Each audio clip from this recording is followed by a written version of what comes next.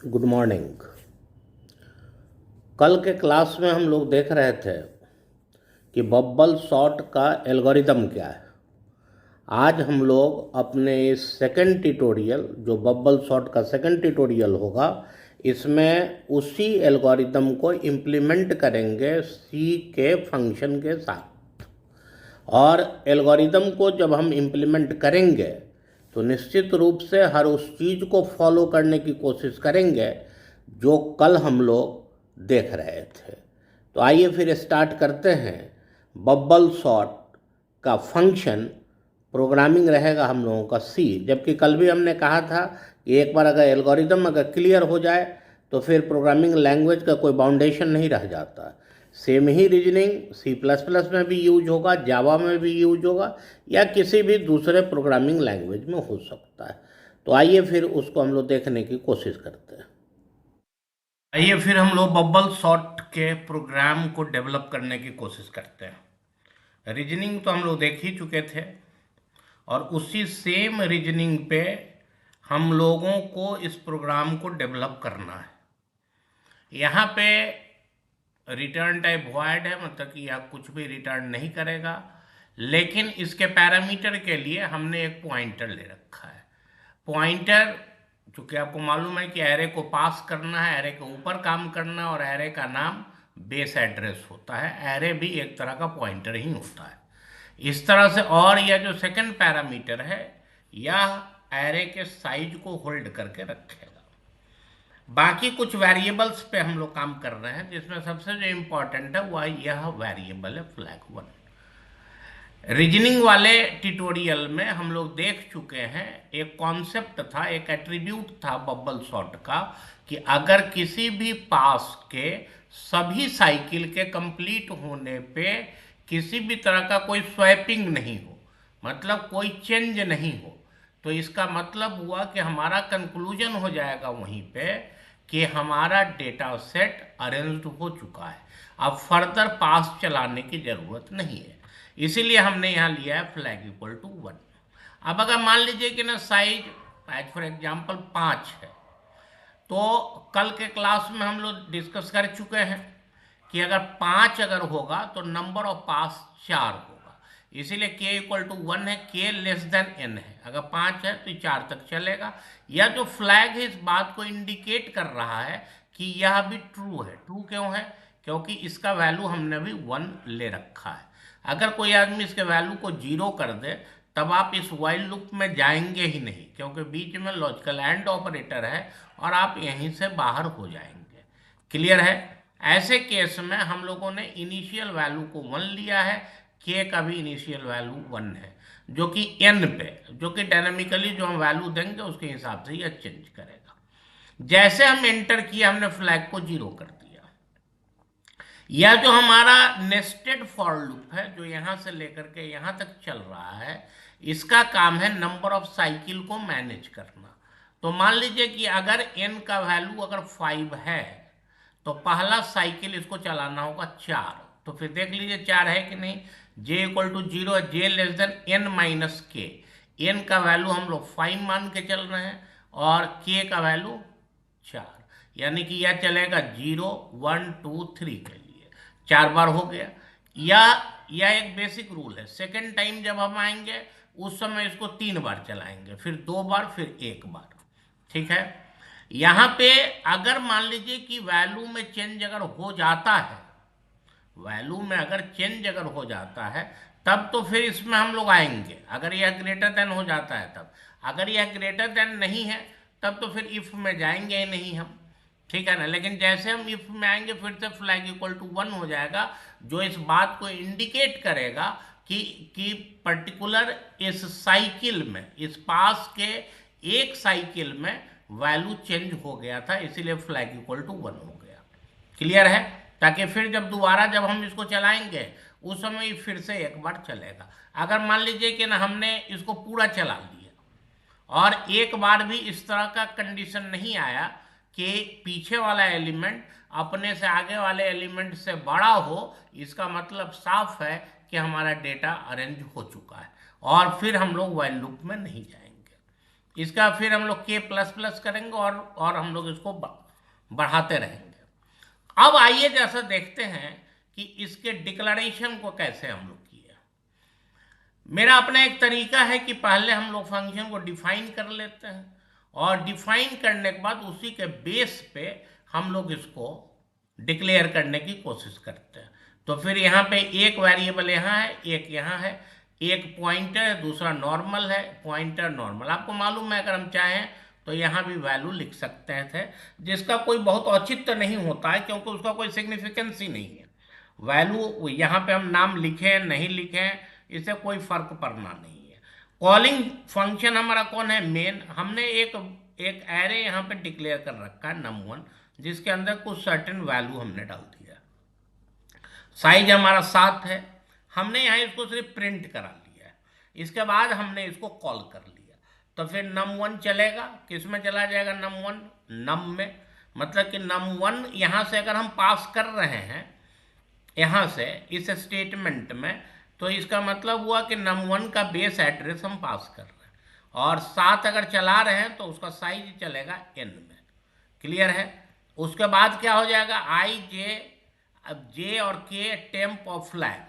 अब हम चाहते हैं कि इसके ड्राई रन को करते हुए हम लोग इसके लॉजिक को समझने की कोशिश करेंगे, ताकि फिर मामला फिर पूरा समझ में आना चाहिए। ठीक है, आ जाइए ऊपर से एरे को कॉपी करके यहाँ ले आते हैं, फिर उसको हम लोग चलाने की कोशिश करेंगे। कॉपी कर लिया और इसको सिंपली यहाँ पेस्ट कर देते हैं। ठीक है, इसके बाद नीचे वाले में हम लोग जितना वेरिएबल यहाँ यूज कर रहे हैं वो सबको लिख लेते हैं। वेरिएबल हमारे पास क्या है, के है। इसके बाद हमारे पास क्या है, एक फ्लैग है। इसके बाद हमारे पास क्या है, एन तो क्या फिक्स है, उसको हम लोग लास्ट में हम लोग लिख लेंगे। इसके बाद हमारे पास है जे, जे है। जे के बाद हमारे पास क्या है, एक टेम्प है। टेम्प के बाद हमारे पास क्या है, एन है। ठीक, जिसका जिसका इनिशियल वैल्यू हमको मिल रहा है उस सबको पहले लिख लेते हैं। के का इनिशियल वैल्यू हमने लिया है 1, फ्लैग का भी हमने लिया है 1। आइए अब जरा सा हम लोग देखते हैं कि आखिर इसके बाद क्या हो रहा है। वाइल के less than equal to n, तो फिर एन का भी वैल्यू हम लोग यहाँ पे डाल दें।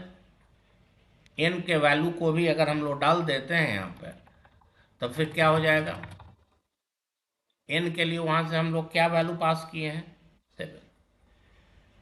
तब यह कंडीशन सही है, के लेस देन एन सही है भाई, एक है 7 से छोटा है ये है। फ्लैग का वैल्यू 1 है, 1 का मतलब ट्रू होगा। ठीक है, तो इस वाइल में हम चले आए। जैसे इस वाइल में हम आए, हमको यह पता चला कि फ्लैग के वैल्यू को चेंज करके हमको 0 कर देना। हमको नहीं लगता यहाँ तक में कोई समस्या होना चाहिए। ठीक है, इसके बाद हमने क्या किया, अब जैसे फ्लैग 0 हुआ तो फिर जे इक्वल टू 0। इसके बाद हम लोग जे के वैल्यू पे आ गए। जे का वैल्यू क्या मिल गया हमको, 0। 0 मिलने के बाद तब हम चेक करें n माइनस के। अभी आप देखिए n आपका क्या है, 7 माइनस 1 मतलब कि 6, सही है। फिर अब हम लोग चेक कर रहे हैं num j, देखिएगा greater than num j plus 1, गलत है, क्योंकि num j मतलब num 0। इसको हम लोग चेक कर रहे हैं किससे, j प्लस 1 से, 90 से। ये सही नहीं है। इसका मतलब हुआ कि इस बार हम इसमें नहीं गए और हमारे किसी भी वैल्यू में कोई चेंज नहीं हुआ। इसके बाद तब हम लोग सेकेंड साइकिल में आ गए। सेकेंड साइकिल में जब हम लोग आए, उस समय तक हमारे फ्लैग का वैल्यू 0 ही था, क्योंकि अंदर में हम गए नहीं थे। लेकिन जे अब बढ़ के हो गया 1। अब आपने फिर से चेक किया, जे लेस देन n माइनस के, सही है। 7 माइनस 1, 7 माइनस 1 6 से तो खैर छोटा ही है, ठीक है ना। इसके बाद आपने चेक किया कि num j, अब num j मतलब num 1, यह एलिमेंट, क्या यह ग्रेटर देन है किससे, J+1 से? है एकदम है। जब जब अगर रहेगा तब तब अब हम लोग इसमें आ जाएंगे, यह जो आपका इफ है उसमें। तो अब फिर से देखते चलेंगे हम लोग। फ्लैग का वैल्यू क्या हो जाएगा, 1। ठीक है, फ्लैग का वैल्यू हो गया 1। लगे हाथ टेम्प का वैल्यू क्या हो जाएगा, यही तो इसमें देखना है, समझना है। टेम्प इक्वल टू नम जे, तो फिर जे का वैल्यू 1 है, तो अब टेम्प का वैल्यू क्या हो जाएगा, जल्दी बताइए, 90। ठीक है, इसके बाद अब आ गए यहाँ पे। इसके बाद क्या है, इसको हम लोग थोड़ा सा चेंज भी करते चल रहे हैं। ठीक है ना, अब यहाँ आ गया 12। 12 को तो अब कोई कुछ करना नहीं है, टेम्प आ गया। अब आपने कहा कि नम जे मतलब num1। num1 पे किसका वैल्यू जाना है, नम J+1 का, मतलब कि यहाँ पे आ जाएगा 80। क्योंकि देखिए ना, J का वैल्यू है 1 और नम J+1 हो गया 2, 2 का वैल्यू यहाँ आ गया। फिर आपने कहा कि नम J+1 में टेम्प का वैल्यू, और टेम्प में वैल्यू क्या आ गया है, 90। ठीक है, इसका बाकी वैल्यू को एज इट इज हम लोग लिख सकते हैं, क्योंकि उस पर तो अभी कोई फर्क पड़ा नहीं। तो आ गया 75, यहाँ आ गया 45, यहाँ आ गया 22 और यहाँ आ गया 65। इस तरह से हमारा सेकेंड साइकिल कंप्लीट हो गया। सेकेंड साइकिल के कंप्लीट होने के बाद फिर हम जाएंगे ऊपर J++, यानी कि अब क्या हो जाएगा यहाँ, अब यहाँ J++, मतलब कि J का वैल्यू क्या हो गया, 2। ठीक है, फिर से हमने चेक किया, लेकिन हमारे लिए इनपुट यह वाला सेक्शन होगा, ऊपर वाला नहीं। तो आपने कहा कि न क्या नम जे मतलब num2 0 1 2 ग्रेटर देन है नम J+1 के, बिल्कुल सही है। 90 ग्रेटर देन है 75 के, यानी कि फिर से एक बार कहानी आगे चलेगा। तो फिर कहानी जब आगे जब चलेगा तो फिर फ्लैग का वैल्यू फिर से 1 रहेगा। ठीक है ना, इसके बाद क्या होगा, इसके बाद यही तो समझना है, टेम्प इक्वल टू नम जे, तो फिर टेम्प का वैल्यू नम जे मतलब क्या, नम जे मतलब 0 1 2 यानी कि 90। अब चूंकि एरे में चेंज करना है तो हम लोग फिर से यहाँ लिख दिए, यहाँ हो गया 12, यहाँ हो गया 80। अब आप यहाँ बोले नम J equal to num J+1, मतलब कि यह वैल्यू 75, तो अब 75 यहाँ आ जाएगा। देखिए कैसे धीरे धीरे 90 अपने जगह की ओर जा रहा है। 90 हो गया, बाकी को तो फिर एज इट इज हम लोग रहने देंगे, 22 और 65। ठीक है, अब हम लोग फिर से, हमारा J अभी 2 हुआ है, अब हम लोग एक बार फिर से आगे चलेंगे और J का वैल्यू क्या हो जाएगा, 3 हो जाएगा। आइए जैसा देख लेते हैं कंडीशन क्या है, J<n-k। सही है भाई, n-1 क्या है, 7-1 क्या है, 6 है, तो फिर अभी तो खैर 3 ही हुआ है।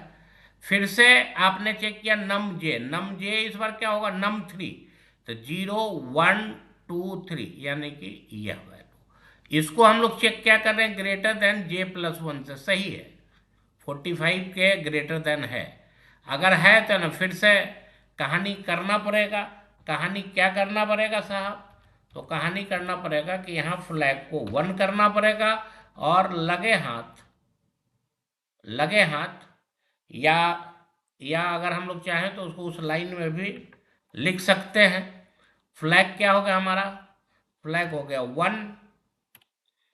ठीक है, फ्लैग हो गया 1 के बाद क्या करना है, चलिए यहाँ फिर से एक बार हम लोग बढ़ा दें, तो 12 80 और 75 इनका कहानी तो हो चुका है। तो फिर नम जे मतलब नहीं, सबसे पहले टेम्प इक्वल टू नम जे है, तो फिर अभी जे का क्या वैल्यू 3, तो आप काउंट कर लीजिए 0 1 2 3, यानी कि टेम्प का वैल्यू फिर से क्या हो जाएगा, 90 ही रहेगा। ठीक है, 90 के बाद क्या होगा, टेम्प हो गया num J equal to num J plus 1, यानी कि यहाँ हो जाएगा 45।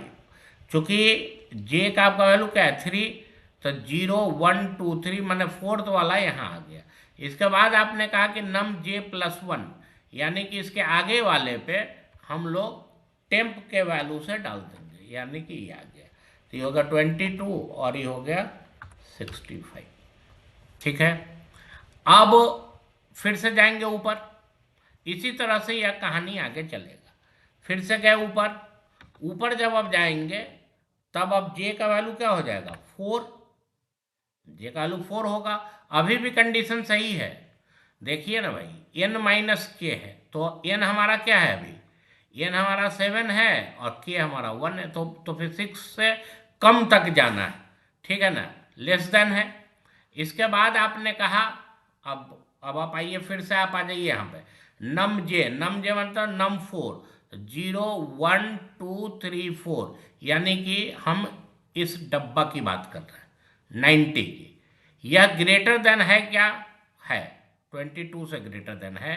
अगर है तो ना फिर से वही कहानी शुरू होगा, फिर से यहाँ फ्लैग क्या हो जाएगा 1, और उसके बाद क्या होगा, फ्लैग हो गया 1, इसके बाद टेम्प इक्वल टू नम जे मतलब नम 4, तो आप देख लीजिए 0 1 2 3 4, यानी फिर से इसका वैल्यू क्या हो गया 90। इसका चेक यही होगा कि इस पर्टिकुलर पास के बाद 90 सबसे लास्ट में चला जाए। 90 आ गया, फिर से नम जे, चलिए तो फिर से डब्बा बनाते हैं। डब्बा जब बनाएंगे तो हो जाएगा 12 80 75 45। चलिए, अब यहाँ पे कह रहा है टेम्प इक्वल टू नम जे, तो फिर यहाँ पे 90 हम डाल ही चुके हैं। इसके बाद आपने कहा कि नम जे मतलब नम 4, तो 0 1 2 3 4, यहाँ पे इसको बढ़ा देना है, यानी कि 22 यहाँ आ गया।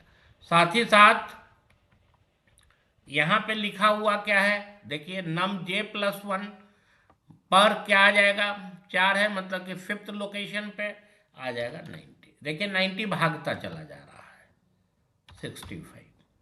चलिए फिर जाएंगे ऊपर उसी तरह से, तो फिर ऊपर जब जाएंगे तो फिर से इसका वैल्यू क्या मिलेगा हमको 5, जे का 5 है और इसको लेस देन 6 तक चलना है, तो 5 आ गया।